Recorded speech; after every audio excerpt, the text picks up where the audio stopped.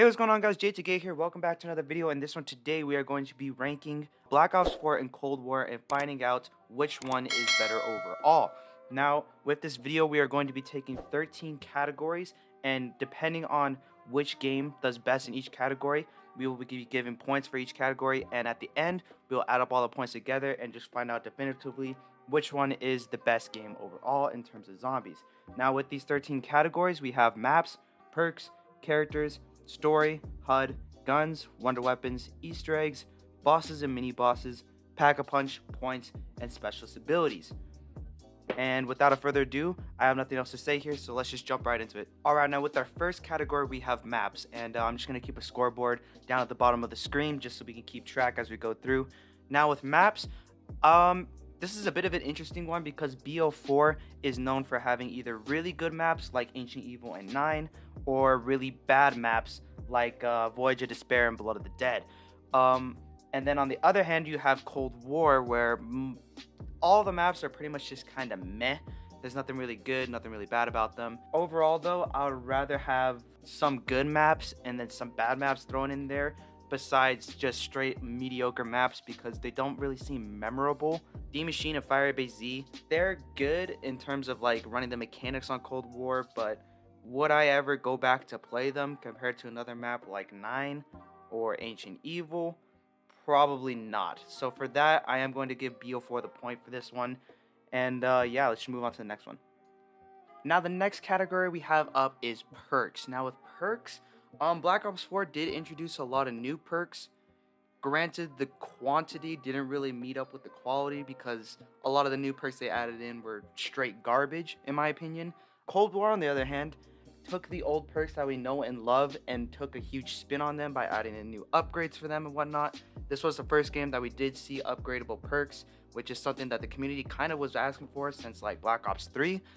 Yeah, I would say for that, I'm going to give Cold War the easy point for this one because it takes what the community knows and loves, like Chug and Quick Revive, and just adds a new spin to them, while Black Ops 4, on the other hand, doesn't really keep up, and it's kind of just a weaker version of the Black Ops 3 perk system.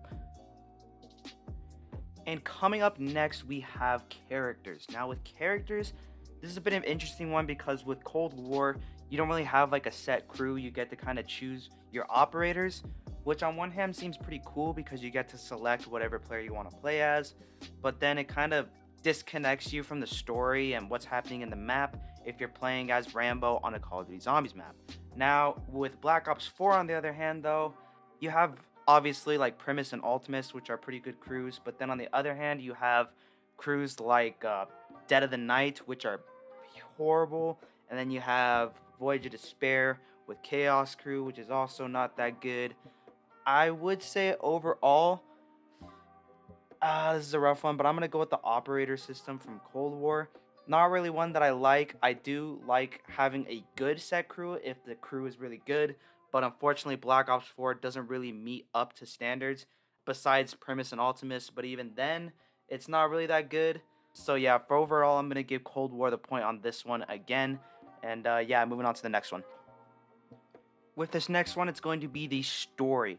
Now, with Cold War story, we're taking a huge spin-off, continuing off from BO4, where it's continuation from the Ether storyline to his new Dark Ether storyline, and doesn't really have much to do with our old crew in any sense.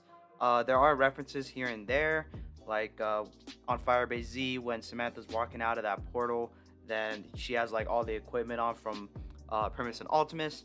Other than that though, the story is a bit lacking in terms of like how it's actually told. I don't really like the intel system that Cold War introduced. On the other hand though, you have Black Ops 4 with a story that's begging to die with Primus, and then you also have a story that died before it really could start with Chaos. So I would say that both are pretty lacking in the story department, but I would much rather have the Cold War story because it's, even though it's like hard to actually like understand what's going on and kind of annoying in a sense because you have to read through all the intel, it is more fleshed out and actually like starting with something rather than just being thrown and scrapped together like the Primus story in Black Ops 4, or just completely unfinished and untold in a different perspective from Chaos. Overall, though, I'm going to be giving Cold War the point for this one as well. Alright, and next up we have the HUD. Now with the HUD, Black Ops 4 isn't really known well for having a good HUD. Obviously, when the game first came out, people were really against the HUD, so to say. Um, it was just way too much information on the screen for a casual player to handle. And obviously, with the elixirs on like the right side of the screen taking up quite literally a huge majority of the screen, I would say that BO4 is very lacking in the HUD department. Cold War does it a lot better, but not good either. Obviously, with Cold War is a lot more simplified compared to Black Ops 4. You have good things like points are more simplified, the health is more simplified. In terms of weapons as well, the weapon isn't all up in your face and whatnot. Everything on the bottom of the screen in Cold War HUD is really good, but then you also have some unnecessary things like a radar. Like, I don't know why you need a radar for zombies, but other than that, though, I would say Cold War does have a better HUD, and it will be getting the point for this category. And with our next category up, we have guns. Now, with guns, this one's a bit of a weird category because with Cold War, you have this new system with rarities where every single gun is quote-unquote very useful and powerful in the high rounds, but it doesn't really match up with that description that the developers gave for it because SMGs are still very useless. All the ARs kind of feel the same. Every time I do load into a Cold War match, I'm using either the M16, the Gallo, or the knife, and nothing much else really. And on the other hand, though, you have Black Ops 4. With Black Ops 4, they have the Helion Salvo, and that's about it pretty much. Other than that, not really any bullet gun in Black Ops 4 is really good. But they're not really bad either. You do have like that ballistic knife strategy on Alpha Omega to where you can go to really high rounds on Alpha Omega using the ballistic knife. Other than that, though, I would rather have the more variety option on Cold War in terms of guns than Helion Salvo in BO4. So for that, I am going to give Cold War the point for this one as well.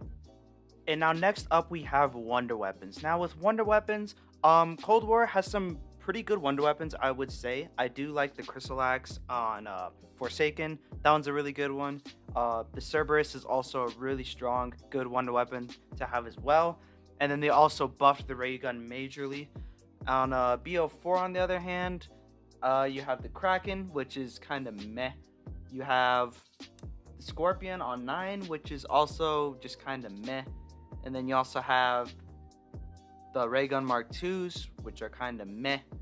And then you also have...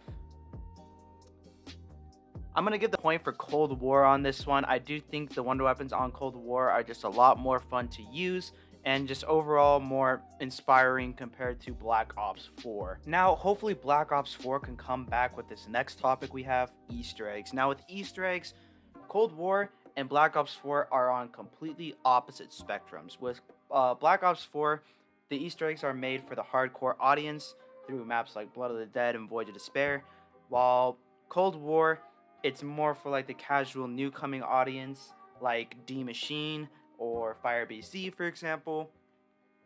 Overall, though, I would much rather have Easter eggs on BO4 rather than Cold War, I would say, because with BO4, you do have some bad Easter eggs like Blood of the Dead and Voyage, which are way too overcomplicated and hard.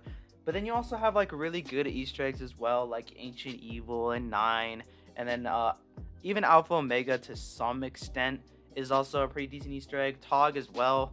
Overall, though, I would say like in terms of Easter egg steps, I would much rather have the complex, fully fleshed out BO4 Easter eggs, and then the, I don't know, kind of scrapped together, very casual based Easter eggs from Cold War.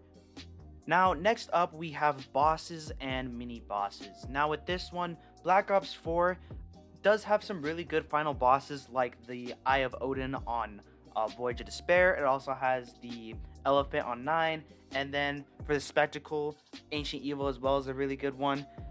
It is lacking in the mini boss department, though. You do have some pretty cool ones like Brutus on Blood of the Dead, and then you also have the Blight Fathers from the Chaos maps.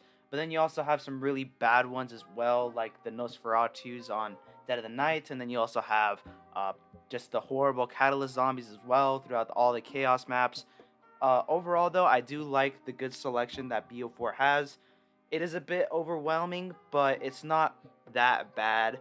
Now, with Cold War, on the other hand, the variety is a bit underwhelming. You have really good mini bosses like the Megaton, for example, is a really good one, but then you also have some kind of lackluster ones like the dogs, can be really annoying sometimes. And then the bosses themselves are also really lacking on Cold War. I would say like the only good Easter egg ending boss would probably be the one on Outbreak with the giant tempest. Other than that, though, I would say Black Ops 4 is going to be taking the point for this one, just because it has more of a variety, granted a little bit too overboard, but still just a better overall variety compared to Cold War. Alright, and next up we have the Pack-a-Punch systems for both of these games. Now with Black Ops 4, the Pack-a-Punch system is very similar to Cold War, where you do have to Pack-a-Punch your gun multiple times to unlock its full potential, but with Black Ops 4, you have to do it 4 times and you have to go through the animation each and every single time. Granted, it is cheaper, but I don't really feel the scaling, and then it's hard to actually like see how powerful the weapon becomes afterwards compared to Cold War, where the numbers are given right away. You don't have to go through any animations or whatnot, and overall it's very clear to indicate what level Pack-a-Punch it is in Cold War compared to Black Ops 4, where you have to go up to the Pack-a-Punch machine to see again if your gun is fully Pack-a-Punched or not. So overall, I do like Cold War system more, but only by a bit. I am going to give the point to Cold War for this round. Alright, now coming up on points. With points, Cold War's point system works where if you get one headshot, it's equal to a knife to the body. And I think each of them give you 100 points if I'm not mistaken, and then a body shot is somewhere around 60. If I'm not mistaken with that. And then with Black Ops 4's point system, it works to where it's 60 for the body shots, and then you also get a bonus for doing the headshot, and then an extra bonus on top of that for getting a knife kill. Now, I do prefer Black Ops 4's point system more, and I am going to be giving it the point because of the fact that you can get more points through knifing on the early rounds, and then you can move up into shooting. While in Cold War, it gives you the same points for both a knife and a shot. It gives you 115 points regardless, so there's no real point in using a knife unless you are upgrading it all the way to the max in the later rounds. But for points, I do think Black Ops 4 wins this one. Alright, and coming with our final category, we have the specialist abilities. Now with Black Ops 4, you have pretty much the katana and the hammer for killing zombies, and then you have the support kind of weapons where you can use it to revive your teammates, like the Ragnaroks when you reach level 3, and then you also have the Scepter of Ra to help revive your teammates. It's kind of just divided into those two, while on Cold War, with the other hand, every single specialist kind of has its own unique effect in a way, where it can help you depending on your situation. Like if you need to revive your teammates, you can use Healing Aura. If you just want to get out of a rough situation, you can use Ether Shroud. One thing that I do like about Cold War system more is that you can switch them out mid-game compared to Black Ops 4, where you're kind of stuck with the same one for the entire game. That kind of sucks, but overall, I would say there was a lot more detail and depth put inside of the Black Ops 4 specialist weapons, because there are actually like weapons and they all look different and unique, and then they also have those supporting effects depending on what you're doing in the game. And for that, I am going to give Black Ops 4 the points. This is a bit of a close one though. Cold War, I do like the variety between them, but they're just not as unique because they're all just the same kind of gun and then a different color inside of it. And other than that, they're not really that out there, so to say. Alright, and that's going to wrap up the video for today. The final scores for this one is going to be 4 points towards Black Ops 4 and 8 points towards Cold War. Cold War kind of just swept the competition fully for this one, which is making Black Ops 4 looking really bad, but I do still like Black Ops 4. I think it is still an underrated game. Cold War, though, in terms of its mechanics, in terms of gameplay, and just overall mediocre style of way where nothing's really bad, it just couldn't make Black Ops 4 compete in a way. And for that, I do think Cold War is the better game. And anyways, guys, if you did enjoy, definitely leave a like, subscribe if you're brand new, leave a comment if you want to see me do anything else and whatnot.